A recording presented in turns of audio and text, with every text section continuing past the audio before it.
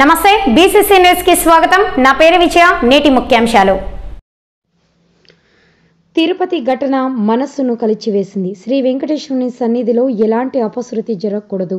తిరుమలను పవిత్రమైన దివ్యక్షేత్రంగా ఎప్పుడు నిలబెట్టాలన్నది నా తపన। తిరుమల పవిత్రతను కాపాడే బాధ్యత నాది। భవిష్యత్తులో ఇలాంటి ఘటనలు పునరావృతం కాకుండా సరైన నిర్ణయాలు ఘటనపై న్యాయ విచారణ జరిపిస్తాం। మృతుల కుటుంబాలకు 25 లక్షల చొప్పున ఆర్థిక సహాయం, కాంట్రాక్ట్ ఉద్యోగులు ఇచ్చి అన్ని విధాలా ఆదుకుంటాం। తిరుమల పవిత్రతను కాపాడాల్సిన బాధ్యత ప్రతి ఒక్కరిపైన ఉంది। మీడియాతో రాష్ట్ర ముఖ్యమంత్రి నారా చంద్రబాబు నాయుడు। తిరుపతి సంఘటన చాలా బాధాకరమైన ఘటన అని, ఇది మనసును కలిచివేస్తుందని రాష్ట్ర ముఖ్యమంత్రి నారా చంద్రబాబు నాయుడు అన్నారు। టీటీడీ పరిపాలనా భవనంలో ఆయన మీడియాతో మాట్లాడుతూ, శ్రీ వెంకటేశ్వర సన్నిధానంలో ఎప్పుడూ మనస వాచ ఎలాంటి అపశృతి జరగకూడదు, పవిత్రమైన దివ్యక్షేత్రంగా ఎప్పుడు నిలబెట్టాలన్నది తన తాపత్రయమని, ఓ భక్తునిగా ముఖ్యమంత్రిగా తిరుమల దివ్యక్షేత్ర పవిత్రతను కాపాడే బాధ్యతను ఎప్పుడు తీసుకుంటానన్నారు, ఇకపైన తీసుకుంటానని ఆయన స్పష్టం చేశారు। ఇమ్మీడియట్గా ఆర్థిక సహాయం టీటీడీ ద్వారా ఇస్తాం। 25 లక్షల రూపాయలు బోర్డు కూడా చెప్తున్నాను, వాళ్ళు కూడా వర్కౌట్ చేసి చేస్తారు। వాళ్ళకందరికి కూడా కాంట్రాక్ట్ ఉద్యోగం 6 మందికి 6 ఉద్యోగాలు ఇచ్చేట్టుగా ఇక్కడ కానీ తమిళనాడులో కానీ ఆ ఎంప్లాయ్మెంట్ కూడా ఇస్తారు। ఈ 2 కూడా వాళ్ళు మన టీటీడీ చేస్తారు। ఈరోజు చాలా ఒత్తిళ్లు ఉంటాయి, ఎందుకంటే ప్రపంచంలో జెరూసలేం వెళ్తారు క్రిస్టియన్స్, మక్కాకు వెళ్తారు ముస్లిమ్స్, హిందూస్ అంతా జీవితంలో వెంకటేశ్వర స్వామి దగ్గరికి వచ్చి దర్శనం చేసుకోవాలని కోరుకుంటారు। రెండోది వైకుంఠ ఏకాదశి రోజు రావాలని అందరూ కూడా వాళ్ళ జీవితంలో పెద్ద దీక్ష। ఎందుకంటే ఈరోజు వస్తే నేరుగా వైకుంఠ ద్వారం ద్వారా దేవుని దర్శనం చేసుకునే అవకాశం వస్తుంది। ఇది చేస్తే మనం స్వర్గానికి పోతామని కూడా నమ్మకం।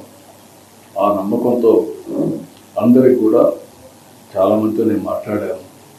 10 సార్లు వచ్చారు, 12 సార్లు వచ్చారు, 13 సార్లు వచ్చారు। ఇక్కడ జరిగినప్పుడు కూడా సంఘటన నేను సింక్రనైజ్ చేసుకుంటే గడిచిన 5 సంవత్సరాలుగా 4-5 సంవత్సరాలుగా ఎప్పుడూ నేను సాంప్రదాయం తిరుపతిలో తీసుకొచ్చి వెంకటేశ్వర స్వామి టికెట్లు ఇవ్వడం, అంటే టోకన్స్ ఇవ్వడం। అందరి మనోభావాలు ఏమున్నాయంటే, మేము కొండపైన ఉన్నప్పుడు క్యూ లైన్లో 36 గంటలైనా 45 గంటలైనా ఉంటాం। వెంకటేశ్వర స్వామిని తలుచుకుంటూ ఆయన లీలను గుర్తు చేసుకుంటూ అక్కడ టీవీలు కూడా చూసుకొని మేము నైమికమయ్యి దేవుని సేవలో ఉంటాం, దేవుని సన్నిధిలో ఉంటాం। అది వాళ్ళకు ఒక తృప్తి।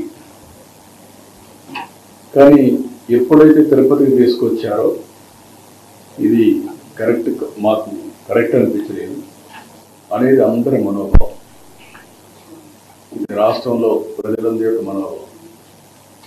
రెండోది వైకుంఠ ఏకాదశి, ద్వాదశి 2 రోజులు పవిత్రమైన రోజులు, ఇది 10 రోజులు చేశారు। ఎందుకు చేశారు నాకు తెలియదు, ఆగమ శాస్త్రాలు దాన్ని అనుమతిస్తాయో కూడా తెలియదు। కొన్ని వెంకటేశ్వర స్వామి ఇక్కడ నెలసినప్పటి నుంచి ఏ సాంప్రదాయాలు అయితే పాటిస్తున్నామో ఆ సాంప్రదాయాలను ఉల్లంఘించడం కూడా కరెక్ట్ కాదని నా అభిప్రాయం। ఆ డెసిషన్ కూడా ఆగమ పండితులు డిసైడ్ చేస్తారు। నేను ఆగమ పండితుని కాదు, కానీ భక్తుడిగా నాకు కొన్ని మనోభావాలు ఉంటాయి తప్ప అదే వరకు వారు చేయాల్సిన అవసరం ఉంది। ఏదేమైనా జరిగిన సంఘటనల పట్ల నా విచారాన్ని, బాధని, ఆవేదనని, జరగరాని సంఘటన జరిగిన దానికి మరొకసారి విచారాన్ని వ్యక్తం చేస్తున్నా।